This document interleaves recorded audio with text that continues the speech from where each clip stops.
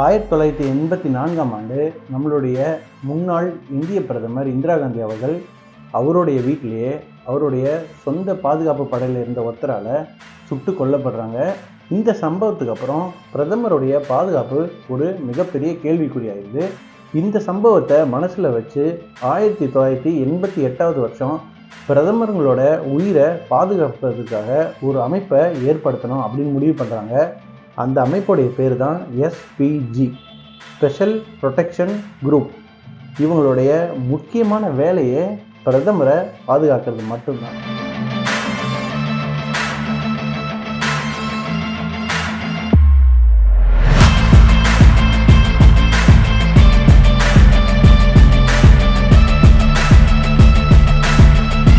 அனைவருக்கும் வணக்கம்.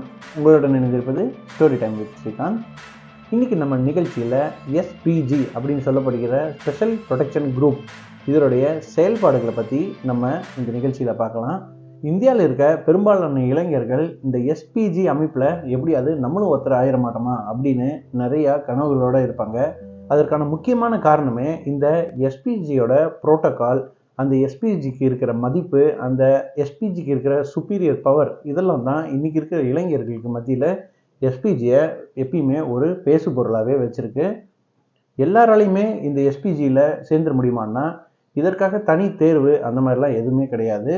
நம்மளுடைய சென்ட்ரல் ஆர்ம்டு ஃபோர்ஸஸ் இருக்கும் இல்லையா, இந்த ஆர்பிஎஃப், மிலிட்ரி, பேராமிலிட்ரி, இந்த குரூப்பில் இருந்து திறமையான தகுதியான நபர்களை தானாகவே இந்த எஸ்பிஜி அமைப்பு தேர்ந்தெடுத்துக்கிறாங்க. இந்தியாவில் பார்த்திங்கன்னா கிட்டத்தட்ட 3000 பேர் எஸ்பிஜியில் இருக்காங்க. இந்த 3000 பேருக்கு என்ன வேலை அப்படின்றீங்களா? ஒரே ஒரு வேலை தான், பிரதமரோட உயிரை பாதுகாக்கணும். இன்றைக்கி இருக்கிற பிரதமர் மட்டும் இல்லை, ஃபார்மர் பிரைம் மினிஸ்டர், முன்னாள் பிரதமருக்கும் இப்போ இருக்கிற லேட்டஸ்ட் சட்டப்படி 1 வருட காலம் எஸ்பிஜியோட பாதுகாப்பு கொடுக்குறாங்க. இந்த எஸ்பிஜி தான் இந்தியாவிலேயே டாப் எலைட் அண்ட் ஒரு வெல் ட்ரெயின்டு ஆர்கனைசேஷன் அப்படின்னு சொல்லலாம். நீங்கள் பார்த்துருப்பீங்க எஸ்பிஜி எல்லாம் கோட் சூட்டு கண்ணாடி போட்டு ஸ்டைலிஷாக இருப்பாங்க. யார் இந்த தொப்பை கிப்பெல்லாம் வச்சுட்டு அப்படிலாம் இருக்க மாட்டாங்க. ரொம்ப ட்ரிம்மாக யங்ஸ்டர்ஸாக இருப்பாங்க. அவங்க பார்க்கும்போதே நமக்கு ஒரு பயங்கரமாக தோணும். அந்த மாதிரி ஒரு அமைப்போட இந்த எஸ்பிஜியில் இருக்கிற எல்லாருமே இருப்பாங்க. எல்லாருக்குமே சர்டன் ரூல்ஸ் அண்ட் ரெகுலேஷன்ஸ் இருக்கும். இந்த எஸ்பிஜிங்க எல்லாருக்குமே ப்ளூ புக் அப்படின்னு ஒன்று கொடுத்துருப்பாங்க. அது வந்து என்னென்னா இவங்களுடைய செயல்பாடுகளுடைய மேனுவல் அப்படின்னே சொல்லலாம். பிரதமர் எங்கே போவார், என்ன பண்ணுவார், அப்படி அவர் போகும்போதும் அவர் அந்த வேலையை செய்யும்போதும் அவருக்கு என்னெல்லாம் இடைஞ்சல் வரலாம், இந்த ஒரு நக்சலைட்டுங்க அதிகமாக இருக்கிற ஏரியாவில் பிரதமர் பயணிக்க போகிறாருன்னா அங்கே என்ன மாதிரியான அச்சுறுத்தல் இருக்கும், பொதுமக்கள் அதிகமான இருக்கிற சூழ்நிலையிலையோ இல்லை ஒரு எதிர்ப்பாளர்கள் அதிகமாக இருக்கிற இடத்துலையோ பிரதமர் போகிறாருன்னா அவருக்கு அங்கே என்ன பிரச்சனைலாம் வரணும் அப்படிங்கிறது எல்லாத்தையுமே முன்னாடியே அனலைஸ் பண்ணி ஒரு இடத்துக்கு பிரதமர் போகிறாரு. ஃபார் எக்ஸாம்பிள் தமிழ்நாட்டுக்கு பிரதமர் வர்றாருன்னா 3 நாளைக்கு முன்னாடியே அவர் எங்கெல்லாம் போக போகிறாரோ அங்கெல்லாம் இந்த எஸ்பிஜியில் இருக்கிறவங்க போய் அந்த இடமெல்லாம் உரிய பாதுகாப்போடு இருக்கா, எந்தெந்த இடத்துலேருந்து அச்சுறுத்தல் இருக்குது, எங்கெல்லாம் வந்து மறைவான பகுதிகள் இல்லை ரொம்பவே வந்து என்ன சொல்கிறது இயற்கை பேரிடர்கள் நிறைந்த இடமா இருக்கிறது. ஃபார் எக்ஸாம்பிள் இப்போ வந்து ஒரு மலைப்பாதையில் போகிறாருன்னா பாறைகள் உருண்டு விழலாம். இந்த மாதிரியான நேச்சுரல் டாக்டிக்ஸும் அந்த இடத்துல இருக்கும் இல்லையா. ஸோ இது எல்லாத்தையுமே கவனத்தில் எடுப்பாங்க. அந்த ப்ளூ புக் பிரகாரம் இவங்க நடப்பாங்க. இவங்களுக்கு தனி அதிகாரம், யார் கண்ட்ரோலையும் இவங்க வர மாட்டாங்க. இந்த ஊருக்கு போனால் அவங்க பர்மிஷன் வாங்கணும், அந்த ஊருக்கு போனால் யார் பர்மிஷனும் இல்லை. One and only home affairs என்ன சொல்லுதோ அதை மட்டும் கேட்பாங்க. பிரதமரோட உயிர் மட்டும்தான் இவருக்கு எப்பயுமே முக்கியம். இவங்க நவீன தொழில்நுட்பம் நிறைந்த வெப்பன்ஸுங்களை எப்பயுமே கூடவே வச்சுருப்பாங்க. ஒருவேளை வெப்பன்ஸே இல்லை, ஒரு சுடவே முடியாத ஒரு இடத்துல இருக்காங்க, ஃபயர் பண்ண முடியாத இடத்துல இருந்தாலும் இவங்களால் பிரதமர் உயிரை காப்பாற்ற முடியும். அது எப்படிங்கிறத இந்த நிகழ்ச்சியோட கடைசியில் நான் உங்களுக்கு சொல்கிறேன். கவனமாக ஸ்கிப் பண்ணாமல் இந்த வீடியோவை பாருங்கள். நிறையா செய்திகளில் நம்ம பார்த்துருப்போம், செக்யூரிட்டி ப்ரீச்ட், எஸ்பிஜி வந்து ப்ரீச் பண்ணி உள்ளே வந்துட்டாங்க, பிரைம் மினிஸ்டரோட செக்யூரிட்டியவே ப்ரீச் பண்ணிட்டாங்க அப்படின்னு. உண்மையாகவே ப்ரீச் பண்ண முடியும்னு நினைக்கிறீங்களா செக்யூரிட்டியை? எஸ்பிஜியை மீறி ஏதோ ஒரு விஷயம் நடந்துருச்சு அப்படின்னு நீங்கள் சொல்ல முடியுமா? இது வரைக்கும் அந்த மாதிரி கிடையவே கிடையாது. மேபி டாக்ஸுக்காக செக்யூரிட்டி ப்ரீச் ஆயிடுச்சு, பிரதமர் மேலேயே வந்து மொபைல் ஃபோன் தூக்கி போட்டாங்க, ஏதோ பாக்ஸை தூக்கி போட்டாங்க, மாலையை தூக்கி போட்டாங்க. அவர் வரும்போது பார்த்தீங்கன்னா இப்போ கர்நாடகாவில் ஒருத்தர் வந்து அந்த கான்வாயை நோக்கி உள்ளே ஓடி வந்துடுவார். இவங்க செக்யூரிட்டிலாம் தாண்டி பக்கத்தில் வந்துடுவார், கையற்ற தூரத்தில் வந்துடுவார். இதெல்லாம் ஒரு உண்மையாகவே செக்யூரிட்டி ப்ரீச்சா? உண்மையாகவே எஸ்பிஜி ப்ரீச் ஆகிட்டாங்களா அப்படின்னா அதுக்கான பதில் தான் இந்த வீடியோவில் நீங்கள் பார்ப்பீங்க. ஒரு ஒரு நிகழ்வை கூட உங்களுக்கு ஒரு எக்ஸாம்பிளாக தரலாம். சமீபத்தில் உங்கள் எல்லாருக்கும் கேள்விப்பட்டிருப்பீங்க. பஞ்சாபில் ஒரு நிகழ்வை வந்து தொடக்க விழாவுக்காக பிரதமர் போகணும். பிரதமர் எந்த மாதிரி போகணும் வரணும் அப்படிங்கிற எல்லாத்தையுமே முன்னாடியே எஸ்பிஜி தயார் பண்ணியிருப்பாங்க. அந்த திட்டம் நடக்க வேண்டிய இடத்துக்கு டெல்லியிலேருந்து பிரதமர் வந்து ஹெலிகாப்டரில், அதாவது சாப்பர் மூலியமாக அந்த இடத்துக்கு போகணும். ஆனால் எதிர்பாராத விதமாக அன்றைக்கி ஒரு ஃபோர்காஸ்ட் வருது. இன்றைக்கி அதிகப்படியான மழை இருக்குது. ரீசெண்டாக வேறு மழை நேரத்தில் ஹெலிகாப்டரில் போய் ஒரு விபத்து நடந்து மரணமும் அதனால் ஒரு மினிஸ்டருக்கு அந்த நேரத்தில் ஏற்பட்டிருந்தது. இதெல்லாம் கருத்தில் வச்சுட்டு பிரதமர் வந்து ஹெலிகாப்டர் வழியாக போகிறது சரியில்லை அப்படின்னு சொல்லிடுறாங்க. இந்த தகவல் எஸ்பிஜிக்கு வருது. திட்டமிட்டபடி பிரதமர் ஹெலிகாப்டரில் போகிறது இல்லை அப்படின்னு. அப்போ எப்படி பிரதமர் போகலாம் அப்படின்னா, பஞ்சாபுக்கு ரோடு வழியாக கிட்டத்தட்ட 125 கிலோமீட்டர் கான்வாயில் பிரதமர் போகணும். நீங்கள் யோசிச்சு பாருங்கள், ஒரு தெருவுக்கு வராரு, ஒரு ஏரியாவுக்கு வராருனாலே, ஒரு பிரதமர் வராரு, ஒரு முதலமைச்சர் வராரு அப்படின்னா அவங்களுக்கு எவ்வளோ பாதுகாப்பு ஏற்பாடு தேவைப்படும். எல்லாத்தையும் செக் பண்ணணும், அங்கே எதாவது பாம்பு ஸ்குவாடை வச்சு செக் பண்ணணும், எதனா இடைஞ்சல் வராமல் இருக்கான்னு பார்க்கணும் இல்லையா? 125 கிலோமீட்டரை 3000 பேர் இருக்காங்க மொத்தம் இந்த எஸ்பிஜியில். 3000 பேரையும் இம்ப்ளிமெண்ட் பண்ண முடியாது. அதில் குறிப்பிட்ட பேர் தான் எஸ்பிஜியில் பாதுகாப்புக்கு எப்பயும் கூடவே இருப்பாங்க. இவங்க 125 கிலோமீட்டர் டிஸ்டன்ஸையும் இவங்க எப்போ சொல்கிறாங்க, 9 மணிக்கு போகணுன்னா 8 மணிக்கு சொல்கிறாங்க ரோடு வழியாக போகணுன்னு. எப்படி போவாங்க? இவங்களோட ஒர்க்கு போகிற இடம் இந்த பாதையெல்லாம் கண்காணிக்கிறதா இருந்தாலும், இந்த மாதிரி சடன் டிசிஷனில் பிளான் சேஞ்ச் ஆகும்போது இவங்க பிரதமருக்கு பாதுகாப்பு கொடுக்கறது மட்டும்தான் நம்ம வேலை, அதை மட்டும் நம்ம க்ளீனாக பார்ப்போம், வர்றதை பார்த்துக்கலாம் அப்படின்ற மாதிரி தான் இருப்பாங்க. திட்டமிட்ட மாதிரி இப்போது காரில் பிரதமர் போகிறாரு. எதிர்பார்த்த மாதிரியே அங்கே ஒரு ப்ரொட்டஸ்ட் நடக்குது. ஒரு ஃப்ளைஓவர் மேலே பிரதமரோட கார் நிற்குது. அதுக்கு பக்கத்துலேயே ப்ரொட்டஸ்ட் நடக்குது. அங்கே எல்லாம் ஒரே ஆர்ப்பாட்டம், கூச்சல், ஊர் மக்கள்லாம் திரண்டிருக்காங்க, இல்லை திரட்டப்பட்டிருக்காங்க. எல்லாம் சரி, கிட்டத்தட்ட கான்வாய் பக்கத்துலேயே இந்த விவசாயிகள்லாம் போராடுறாங்க. அப்போ வந்து அங்கே ஒரு மறியலாம் நடக்குது. 15லேருந்து 20 நிமிஷம் கிட்டத்தட்ட பிரதமரோட வாகனத்தை வந்து அந்த மேம்பாலத்திலேயே முடக்கிடுறாங்க. யோசிச்சு பாருங்க, சொந்த நாட்டில் அந்த பிரதமர் போகிறாரு, முழு பாதுகாப்புடைய ஒரு பிரதமர் ஒரு மாநிலத்திலேருந்து வேறொரு மாநிலத்துக்கு போகிறாரு. அப்போது அவர் கார் வந்து நிறுத்தப்பட்டிருக்கு. போராட்டக்காரங்களுக்கு ஒரு குறிக்கோள் இருக்கும், அதை நிறைவேற்றுறதுக்காக நிறுத்தலாம். ஆனால் எப்பயுமே இந்த சொல்லுவாங்க, ஊர் 2 பட்டா கூத்தாடிக்கு கொண்டாட்டோன்னு. அந்த மாதிரி வேற யாரோ இந்த நிகழ்வை எதிர்பார்த்து அங்கே ஒரு அட்டாக்குக்காக வெயிட் பண்ணியிருந்தா, நடக்கக்கூடாது ஏதாவது ஒரு சம்பவம் நடந்திருந்தா. ஆனால் அந்த மாதிரி எதுவுமே நடக்காமல் பார்த்துக்கிறவங்க தான் இந்த எஸ்பிஜி. நீங்கள் அந்த வீடியோவையோ அந்த ஃபோட்டோஸையோ மறுபடியும் பார்த்தீங்கன்னா தெரியும், ஃப்ளைஓவர் மேலேயே பிரதமர் வாகனம் நிற்கிறது. இவங்க எல்லாம் போராடிட்டு இருக்காங்க. அப்போது ஒரு எஸ்பிஜி என்ன பண்ணுவார், பிரதமர் பின்னாடி ட்ரிகரில், அந்த கன்னில் ட்ரிகர் மேலே கை வச்சுட்டு நிற்பார். 2-3 பேர் அன்ஆர்ம்டாக வெளியே நிற்பாங்க. ஒரே ஒருத்தர், ஒரு யங்ஸ்டர் ஃபார்வேர்டாக வந்து ஒரு பெரிய கன்னை கையில் வச்சுட்டு அதில் ட்ரிகர் மேலே கையை வச்சுட்டு அங்கே நிற்பார். அது சுற்றி ப்ரொட்டஸ்ட் நடக்கும். எஸ்பிஜியோட வேலை, நிறைய கேள்வி கேட்டிருந்தாங்க, ஏன் அவங்க போய் அங்கே தடுக்கலைன்னு. எஸ்பிஜியோட வேலை நடக்கிற கலவரங்களை போய் கட்டுப்படுத்துறதோ எதுவுமே கிடையாது. பிரதமரோட உயிர், அது மட்டும்தான் அவங்களோட மூல மந்திரம்.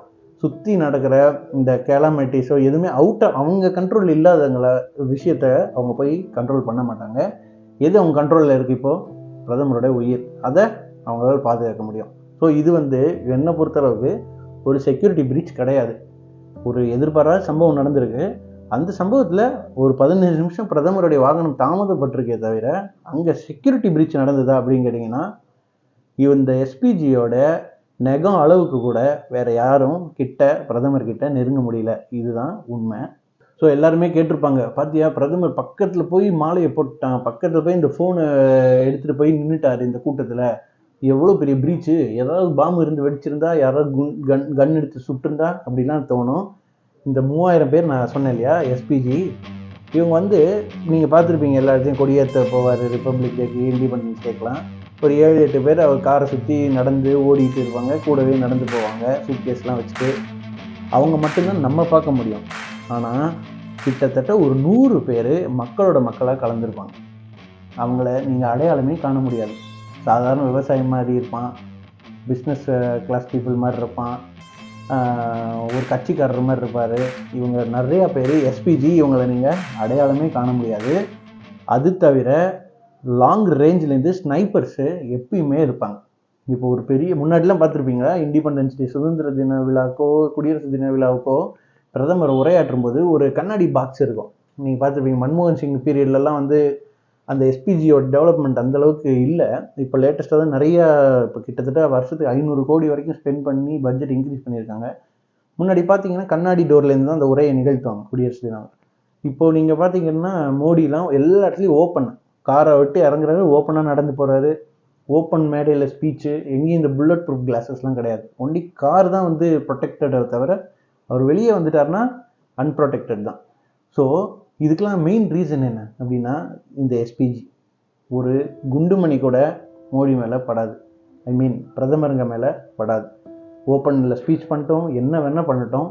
இவர் ஒரு இடத்துல ஸ்பீச் பண்ணுறாருன்னா இவரை லாங் ரேஞ்சிலேருந்து எஸ்பிஜி அமைப்பை சேர்ந்த ஸ்னைப்பர்ஸு யாருக்கும் தெரியாது, இந்த இன்ஃபர்மேஷன் வெளியவே வராது, வாட்ச் பண்ணிகிட்டு இருப்பாங்க. சந்தேகப்படும்படியாக யார் நடந்துக்கிட்டாலும் சரி, அவர் ஒரு சிஎம்ஏவே இருந்தாலும் இந்த எஸ்பிஜி கேள்வியே கேட்காம அவங்கள ஷூட் அவுட் பண்ணுறதுக்கான முழு அதிகாரமும் இருக்குது. அவங்க அந்த ப்ளூ புக்கில் என்ன இருக்கோ அதுபடி தான் பண்ணுவாங்க. அவங்கள நீங்கள் ஏன் சுட்டிங்க அந்த மாதிரிலாம் கேட்கவே முடியாது. சரி, இதுக்கு முன்னாடி யாரையாவது அந்த மாதிரி சுட்டிருக்காங்களா அப்படின்னு நீங்கள் கேட்கலாம். ஒரு சம்பவம் நடந்திருக்கு. 2000 வருஷத்தில் முன்னாள் பிரதமர் சந்திரசேகர் வந்து போயிட்டுருக்காரு ஒரு கம்பார்ட்மெண்ட்டில். ட்ரெயின் வந்து ஒரு ஸ்டாப்பிங்கில் நிற்கிறது, ஓகேவா?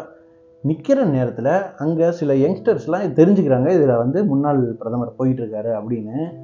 அந்த செக்யூரிட்டியை ப்ரீச் பண்ணி அந்த கம்பார்ட்மெண்ட்டுக்குள்ளே நுழைய முயற்சிக்கிறாங்க. அதில் இருந்த ஒரு எஸ்பிஜி கேடர் வந்து என்ன பண்ணுறாரு, வார்னிங் கொடுக்குறாரு சோல்ஜரு வர்றத அப்படின்னு. அதையும் மீறி ஆபத்தை விளைவிக்கும் வகையில் அவன் அந்த கம்பார்ட்மெண்ட்டை ப்ரீச் பண்ணும்போது ஷூட் அவுட் பண்ணிடுறாரு.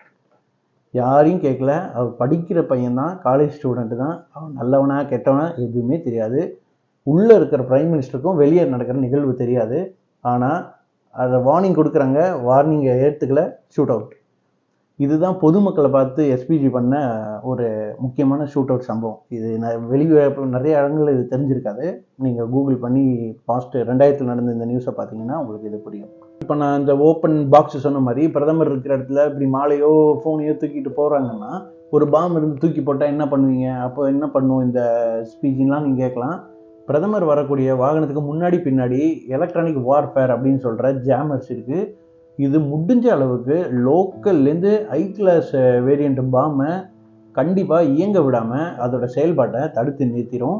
அது மட்டும் இல்லாமல் நான் சொன்ன மாதிரி 3 நாளைக்கு முன்னாடி அந்த இடத்த எல்லாம் செக் பண்ணியிருப்பாங்க. கூட்டத்தில் கலந்துருக்கிற எஸ்பிஜி எல்லாரையும் நோட் பண்ணிட்டு இருக்கிறாரு. லாங் ரேஞ்சிலேருந்து ஸ்னைப்பர் பார்த்துட்ருக்காரு. இதையும் மீறி ஒருவேளை ஏதோ ஒரு பாக்கெட்லேருந்து எடுக்கிற மாதிரியோ ஏதோ ஒரு சிம்டம்ஸ் தெரிஞ்சதுன்னா எஸ்பிஜி கேள்வி கேட்காம அவங்கள அங்கே ஷூட் அவுட் பண்ணிடுவாங்க. எப்பயுமே பிரதமர் முதுகு பின்னாடி நிற்கிறவர் ட்ரிகர் மேலே கை வச்சுட்டே இருப்பார். நீங்கள் அடுத்தடுத்து எங்கேயாவது ஒரு சம்பவங்களில் பார்க்கலாம். பிரதமர் பின்னாடி நிற்கிற எஸ்பிஜி அவரோட கையில் எப்பயுமே கன்று மேலே இருக்கும், ட்ரிகர் மேலே கை இருந்துகிட்டே இருக்கும். அவங்க யாரை வேணால் பிரதமருக்கு ஆக போகுதுன்ற அலர்ட் அவங்க மைண்டில் ஏறிச்சுன்னா ஷூட் பண்ணிடுவாங்க. அது நல்லவனா கெட்டவனா, இந்த கட்சியாக அந்த கட்சி எதுவுமே பார்க்க மாட்டாங்க, சுட்டுருவாங்க. அவங்களுக்கு ரீசனே யாருக்கும் கொடுக்க வேணாம். எஸ்பிஜியோடைய ஹெட் குவார்ட்டர்ஸில் போயிட்டு அதுக்கான விளக்கத்தை கொடுத்துட்டு வந்துட்டே இருக்கும். அதை பற்றி எந்த பிரச்சனையும் இல்லை. ஸோ எந்த இடத்துலையும் செக்யூரிட்டி ப்ரீச் ஆயிடுச்சா அப்படின்னு கேட்டிங்கன்னா கண்டிப்பாக நான் சொல்லுவேன் எஸ்பிஜி செக்யூரிட்டி ப்ரீச்சே ஆனதில்லை அப்படின்னு. அப்புறம் இந்த கோட் ஷூட் போட்டு கண்ணாடி போட்டு இவங்கெல்லாம் சுற்றிட்டு இருக்காங்களே, என்னப்பா இவங்க என்ன எக்யூப் ஆகிருக்காங்க, என்ன பண்ணியிருக்காங்க அப்படின்னு நீங்கள் கேட்கலாம். இவங்க இந்த கோட்குள்ளே ஹை கிரேட் கெவ்லார் வெஸ்ட் அப்படின்ற வெஸ்ட்டு போட்டிருப்பாங்க. அந்த புல்லட் ப்ரூஃப் வெஸ்ட்டு கிட்டத்தட்ட ஒரு AK-47 கன் இருக்குன்னு வச்சுக்கோங்க. அதில் வந்து 7.62 கேலிபர் புல்லட் இருக்கும். அது வந்து ரொம்ப பயங்கர பவர்ஃபுல்லான புல்லட். உங்களுக்கு தெரியும் AK-47 ரொம்ப ஃபேமஸ்ன்றதுனால இந்த உதாரணத்தை சொல்கிறேன். அது வந்து கிட்டத்தட்ட வெறும் 10 மீட்டர் டிஸ்டன்ஸ்லேருந்து சுடுறாங்கன்னு வைங்க. லாங்காக இருக்கும்போது ஒரு புல்லட் பட்டதுன்னா அதோடைய இம்பேக்டோட கிட்ட இருந்து அடித்தா அதோட இம்பேக்ட் பயங்கரமாக இருக்கும். இவங்க போட்டிருக்க இந்த கெவ்லர் வெஸ்ட்டு ஒரு AK-47 10 மீட்டர் டிஸ்டன்ஸ்லேருந்து சுட்டா கூட அதை வித்ஸ்டாண்ட் பண்ணும். புல்லட் வந்து உள்ளே போகாது. அப்படி ஒரு வெஸ்ட்டை தான் இவங்க அந்த கோட்குள்ளே போட்டிருப்பாங்க. ஃபேப்ரிக் நேஷனல் டிஹெஸ்டல் அப்படின்ற F2000 ரக கன்னை தான் இவங்க கையில் வச்சுருப்பாங்க. அது பார்க்கும்போது மிஷின் கன் மாதிரி நீங்களாம் பார்த்துருப்பீங்க நிறையா வீடியோக்களில். நான் கூட ஃபோட்டோஸ் போட்டிருக்கேன் பாருங்கள். கையில் இருக்க இது தான் F2000 கிளாஸ் கன்னு. இது வந்து ரொம்பவே ஈஸி டு ரீலோடு. இப்போ புல்லட்ஸ்லாம் தீர்ந்தா கூட அடுத்து இது லோட் பண்ணி அடிக்கிறதுக்கு ரொம்ப மற்ற கன்ஸை விட குறுகிய நேரம் தான் எடுக்கும். அந்த மாதிரியான கன்ஸை இவங்க கையில் வச்சுருப்பாங்க. அதுக்கப்புறம் அவங்க எப்பயுமே எக்ஸ்ட்ரா மேகசின்ஸ், எக்ஸ்ட்ரா புல்லட்ஸை வந்து வச்சுக்கிறதுக்கான, கேரி பண்ணுறதுக்கான பவுச்சை வந்து அவங்களோட இடுப்பில் எப்பயுமே இருக்கும். அதுக்கப்புறம் நம்ம பார்த்துருப்போம், ஜம்முன்னு கூலிங் கிளாஸ்லாம் போட்டுட்டு இவங்க போகிறாங்களே அப்படின்னு. அதுக்கு பேர் டாக்டிக்கல் ஐவியர். 2 பர்பஸ் இருக்குது இந்த கண்ணாடி. ஒன்று, அந்த ஒரு எஸ்பிஜி கமாண்டோ யாரை பார்க்குறாரு அப்படின்னு நமக்கு தெரியாது. அவர் சும்மா நேராக பார்க்குற மாதிரி ஹெட்டு வச்சுருப்பாரு, ஆனால் ஐ வந்து வேறு சைடில் பார்க்கும். இது ஒன்று. இன்னொன்று, ஒரு ஃபயர் நடக்க போகுது, ஒரு ஓப்பன் ஃபயர் இருக்குது, பிரதமருக்கு ஏதோ ஒன்று ஆயிடுச்சு, அந்த சுச்சுவேஷன் கண்ட்ரோல் பண்ணணும்னா ஃபயர் பண்ணுற சூழ்நிலை வருதுன்னா இவங்க புல்லட்ஸ் வச்சு இவங்க சுடுவாங்க கன்னை வச்சு. அப்போ அந்த புல்லட்டில் இருக்கிற அந்த ஃப்ராக்மெண்ட்ஸ், அந்த துகள்கள்லாம் வந்து கண்ணில் படுறதுக்கான சான்சஸ் இருக்குது. ஸோ வந்து இது அந்த மாதிரியான மைனர் ஃப்ராக்மெண்டேஷனை கண்ணில் படாமல் இது வந்து ப்ரொடெக்ட் பண்ணும். ஸோ இது கிட்டத்தட்ட ஒரு ஐ ஷீல்டு. சோல்ஜருக்கு எப்பயுமே கண் ரொம்ப முக்கியம் இல்லையா, அதனால தான் இந்த டாக்டிக்கல் ஐவியரை அவங்களுக்கு கொடுத்துருக்காங்க. காதில் அதே மாதிரி ஹெட்ஃபோன் போட்டிருப்பாங்க. அந்த ஹெட்ஃபோன் வந்து எப்பயுமே சீஃப் கூட கம்யூனிகேட் ஆகிட்டே இருக்கும். கிட்டத்தட்ட ஒரு 40-50 பேர் இன்டர்லிங்கில் இருப்பாங்க. அந்த கூட்டத்துக்குள்ளேருந்து அட்வைஸ் வரும், டாப்லேருந்து அட்வைஸ் வரும், அப்ரோச் பண்ணுற ஏரியாலேருந்து அட்வைஸ் வரும். இதெல்லாம் அவங்க லிசன் பண்ணிட்டு இருப்பாங்க அந்த கம்யூனிகேஷன் டிவைஸ் வழியாக. இதுக்கப்புறம் இவங்க கீழே மேலே எங்கேயாவது உருண்டு போய் ஃபைட் பண்ணுறாங்க, இல்லை புல்லட் பட்டுச்சுன்னா அது எதுவும் ஆகாமல் இருக்கிறதுக்காக இந்த நீஸ்லேயும் முட்டியில் இருக்கிற நீ எல்லாத்துலேயுமே வந்து புல்லட் ப்ரூஃப் நீ வியர் பண்ணியிருப்பாங்க. அதுக்கப்புறமா நம்ம எல்லாருமே பார்த்துருப்போம், ஒரு கையில் வந்து ஒரு சூட்கேஸ் மாதிரி வச்சுருப்பாங்க. இவங்க எல்லாருமே பிஎம் கூடயே போவாங்க. நம்ம நிறைய பேர், சில பேர் நினைக்கலாம், நிறைய பேர் தெரிஞ்சிருக்கு, சில பேர் அது ஏதோ ஃபைல் எடுத்துகிட்டு போகிறாங்கன்னா கிடையாது. அது பேர் போர்ட்டபிள் ஃபோல்டட் பெலாஸ்டிக் ஷீல்டு, அந்த ப்ரீஃப் கேஸோட பேர். அதை வந்து உள்ளே இருக்கிறது ஒரு பெலாஸ்டிக் ஷீல்டு. அதாவது என்ன சொல்கிறது, புல்லட் வந்தால் அது உள்ளே வராமல் இருக்கிறதுக்காக புல்லட் ப்ரூஃப் ஷீல்டு அது. அந்த சூட்கேஸ்குள்ளே அதை வந்து ஃபோல்ட் பண்ணி வச்சுருப்பாங்க. இக்கட்டான சூழ்நிலையில் பிரதமர் மேலே புல்லட் எதுவும் படாமையும், தங்கள் மேலே எதுவும் புல்லட் படாமையும் அதை வச்சு தற்காத்துக்குவாங்க.